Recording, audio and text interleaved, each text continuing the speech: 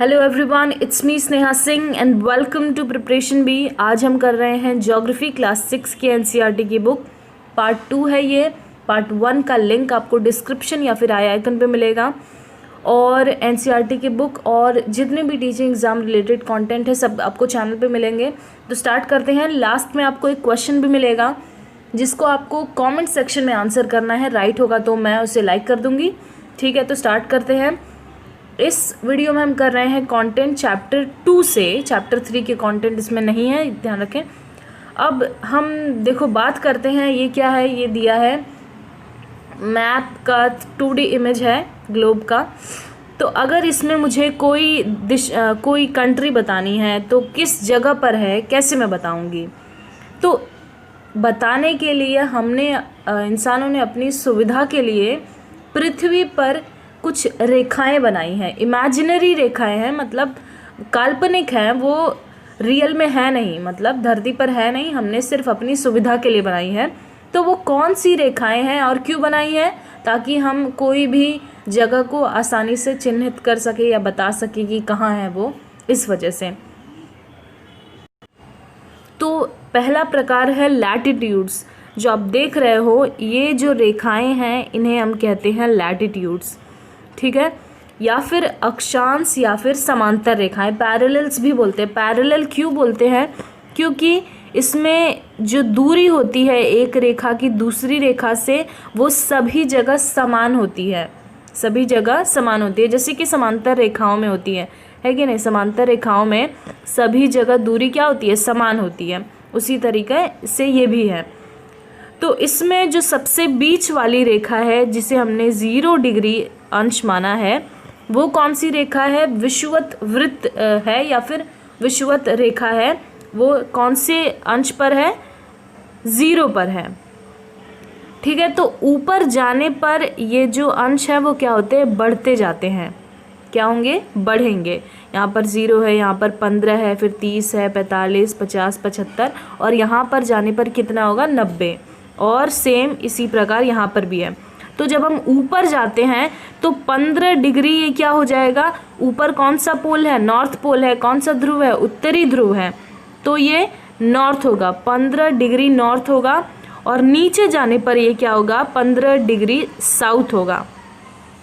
ठीक है, ये जो हमारा इक्वेटर है, ये जो हमारा विषुवत वृत्त है, वो क्या करता है, हमारे पृथ्वी को 2 गोलार्धों में बांट देता है।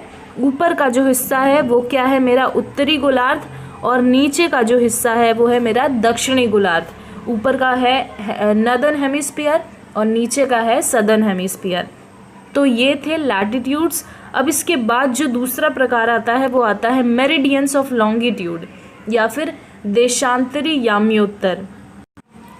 अब इसमें जो सबसे प्रमुख मेरिडियन है या फिर जो प्रमुख देशांतर है वो कौन सा है, प्राइम मेरिडियन है। कौन सा है, प्राइम मेरिडियन है, प्रमुख याम्योत्तर है, जो कहाँ पर है, ब्रिटिश ऑब्जर्वेटरी ग्रीनिच में है। ठीक है, तो ये जो हम देख रहे हैं 0 डिग्री, ये वाला कौन सा है, हमारा प्राइम मेरिडियन है। ध्यान रखें नाम, ये क्या है, मेरा प्राइम मेरिडियन है। और कहाँ पर है ये स्थान, हमने इसको प्राइम मेरिडियन मान लिया है। सब सारे जितने भी देश हैं सबने सहमति बनाई कि हम इसको प्राइम मेरिडियन मान लेते हैं, प्रमुख याम्योत्तर मान लेते हैं। कहाँ पर है ये, ब्रिटिश रॉयल ऑब्जर्वेटरी ग्रीनिच में है। ठीक है, तो ये है मेरा प्राइम मेरिडियन, प्रमुख याम्योत्तर। और इसके पीछे वाली जो रेखा है, मतलब ये जो मिली हुई रेखा है, ये समझो साथ ही है, तो जो पीछे वाली है उसे हम कहते हैं इंटरनेशनल डेट लाइन। क्या कहते हैं, इंटरनेशनल डेट लाइन। क्यों कहते हैं, क्योंकि हम उसको क्रॉस करेंगे तो हम एक दिन आगे या पीछे जाते हैं, इसीलिए उसे हम इंटरनेशनल डेट लाइन कहते हैं। ठीक है, अब इसके बाद जब हम यहाँ पर क्या है, मेरा वेस्ट है, यहाँ पर मेरा क्या है, ईस्ट है। ठीक है, तो 15 डिग्री है, उसी प्रकार ये भी विभाजित है।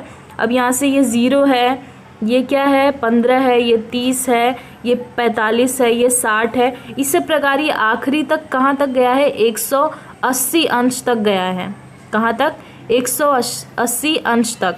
अब 180 क्या हो जाएगा, ये वेस्ट में है तो ये 180 डिग्री वेस्ट हो जाएगा, और हम जब यहाँ से दूसरी तरफ से जाएंगे तो क्या हो जाएगा, 180 डिग्री ईस्ट हो जाएगा। अब यहाँ पर ध्यान रखने वाली बात ये है कि ये जो हमने पढ़ा इंटरनेशनल डेट लाइन, वही क्या है, मेरा 180 डिग्री ईस्ट है और 180 डिग्री वेस्ट है। ठीक है, 180 डिग्री ईस्ट और 180 डिग्री वेस्ट जो मेरिडियन है, जो हमारा देशांतर है, वो एक ही रेखा है, उसे हम इंटरनेशनल डेट लाइन कहते हैं। ठीक है, अब इसके बाद हम देखते हैं हीट जोन्स या फिर ताप कटिबंध। अब हमारे पृथ्वी पर जो हमने इमेजिनरी, जो काल्पनिक रेखाएं बनाई है, उस आधार पर जहाँ पर जितना ताप पड़ता है, जितना सूर्य का प्रकाश पड़ता है, उस हिसाब से हमने 3-4 भागों में विभाजित किया। वो कौन से 3 भाग हैं? पहला है फ्रिजिड जोन। ठीक है, पहले हम लोग देख लेते हैं कि कौन कौन सी रेखाएं हैं। तो ये है मेरा 0 डिग्री या फिर इक्वेटर, या फिर कह सकते हैं विषुवत वृत्त या विषुवत रेखा। और ये जो मेरी रेखा है 23.5 डिग्री नॉर्थ में, उसे हम कहते हैं ट्रॉपिक ऑफ कैंसर या फिर कर्क रेखा। और जो 66.5 डिग्री नॉर्थ में है, उसे हम क्या कहते हैं, आर्कटिक सर्कल या फिर विषुवत वृत्त, उत्तरी ध्रुव कहते हैं, सॉरी, आर्कटिक सर्कल या फिर उत्तरी ध्रुव कहते हैं।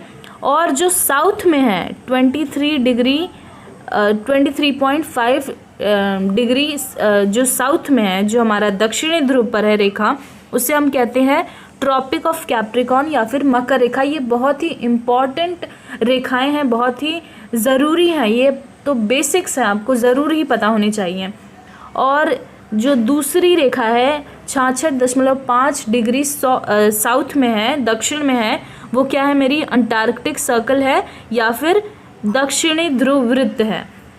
ठीक है, तो इन्हीं रेखाओं के तौर पर जो ताप कटिबंध बने हैं वो क्या है, तो जो आर्कटिक सर्कल के ऊपर का हिस्सा है, जो उत्तरी ध्रुव के तरफ हिस्सा है, वो है मेरा क्या, शीत कटिबंध या फिर फ्रिजिड जोन। और उसी प्रकार जब साउथ में हम जाते हैं तो जो अंटार्कटिक सर्कल के नीचे का हिस्सा है, मतलब जो दक्षिणी ध्रुव वृत्त के नीचे का हिस्सा है, वो है मेरा क्या, फ्रिजिड जोन या फिर शीत कटिबंध।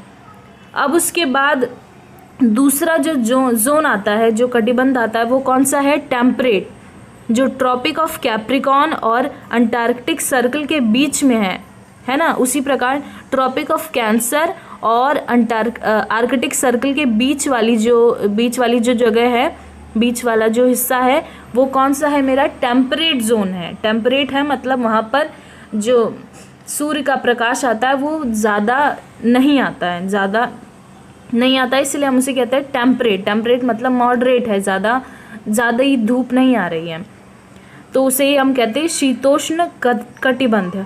और जो मेरा ट्रॉपिक ऑफ कैंसर और ट्रॉपिक ऑफ कैप्रिकॉन के बीच का हिस्सा है, वो मेरा क्या है, टॉरिड जोन है। टॉरिड जोन मतलब उष्ण कटिबंध। क्यों ये टॉरिड जोन कहलाता है, क्योंकि सूर्य का जो प्रकाश आता है वो सीधा इस पर आता है और बहुत ज़्यादा देर तक रहता है, या फिर बहुत ज़्यादा एरिया में रहता है, बहुत ज़्यादा जगह में ये जाता है, इसीलिए हम इसे कहते हैं उष्ण कटिबंध। अब इसके बाद हम देखते हैं कि कैसे ये जो हमारे देशांतर हैं, उनके आधार पर कैसे समय बदलता है। तो हम यहाँ पर देख रहे हैं, ये जो 2D इमेज देख रहे हैं, तो ये मेरी जो लाइन है वो किसकी लाइन है, ग्रीनिच की लाइन है, प्राइम मेरिडियन है। ठीक है, तो ये इस जगह पर जो समय होता है उसे हम कहते हैं GMT। ठीक है, ग्रीनिच मीन टाइम, GMT। यहाँ पर जो समय है वो ग्रीनिच मीन टाइम है। और इसके इस तरफ का हिस्सा, मतलब जो मेरा ईस्ट का हिस्सा है, वो क्या है, उससे अहेड है, मतलब आगे है। ये सारा यहाँ पर जितना भी समय हो रहा होगा वो आगे का होगा, और इस तरफ जो हो रहा होगा वो पीछे है। ठीक है, तो हमारा जो अर्थ है, हमारी जो पृथ्वी है, उसको 1-1 घंटे के आधार पर 24 टाइम जोन्स में बांटा गया है, 24 समय क्षेत्रों में बांटा गया है। ठीक है, तो ये जो हमारे समय क्षेत्र हैं वो कितने घंटे के हैं, एक एक घंटे के हैं, या फिर कह सकते हैं 15 डिग्री लॉन्गिट्यूड के हैं, 15 देशांतर के हैं, 15 डिग्री देशांतर के हैं। समझ रहे आप, मतलब कि 360 को अगर आप 15 से भाग दोगे तो कितना आएगा, 24 ही आएगा, है ना। तो इसीलिए कितने हैं, 24 मेरे कितने हैं लॉन्जिट्यूड्स हैं। तो इसी आधार पर हमारा समय तय होता है। तो जो हमारा भारत है वो क्या है, आगे है। भारत में जो समय होता है वो ग्रीनिच मीन टाइम से क्या है, आगे है। अब इसके बाद देखते हैं कि कितना आगे है, वो तकरीबन 5.5 घंटे आगे है। कितना घंटे आगे है, 5.5 घंटे आगे है। और जो हमारा मीन टाइम है, भारत में जो मीन टाइम लिया गया है, देखो यहाँ पर जो रेखा है और यहाँ पर जो रेखा है, उनके बीच का अंतर कितना है, तकरीबन 1 घंटे 45 मिनट का अंतर है। 1 घंटे 45 मिनट का अंतर है। इसका मतलब अगर हम यहाँ पर रहेंगे और यहाँ पर रहेंगे तो अंतर होगा, हमारे समय में अंतर होगा, 1 घंटे 45 मिनट का अंतर। मगर हम अपनी सुविधा के लिए हमने क्या किया है, एक लाइन को, एक मेरिडियन को मीन मान लिया है, स्टैंडर्ड मान लिया है, मानक मान लिया है। तो भारतीय मानक समय किस देशांतर के अनुसार है, 82.5 डिग्री ईस्ट, क्योंकि ईस्ट में भारत पड़ता है ना, हम क्या देख रहे हैं, ईस्ट में भारत पड़ रहा है, इसीलिए 82.5 डिग्री ईस्ट के हिसाब से हमारा जो समय है भारत में माना जाता है। ठीक है, अब इसके बाद ये जो क्वेश्चन है इसका आपको आंसर देना है कमेंट सेक्शन में। एंड आप फॉलो कर सकते हो प्रिपरेशन बी को फेसबुक पर, टेलीग्राम पर आपको नोट्स मिल जाएंगे ये सारे। और वीडियो को लाइक करना ना भूलें और फ्रेंड्स के साथ शेयर करें ताकि सभी को फ़ायदा हो, है कि नहीं। और कोई भी क्वेश्चन पूछना है तो आप फेसबुक पे, इंस्टाग्राम पे पूछ सकते हो। और वीडियो को लाइक ज़रूर कर दें। And thanks for watching.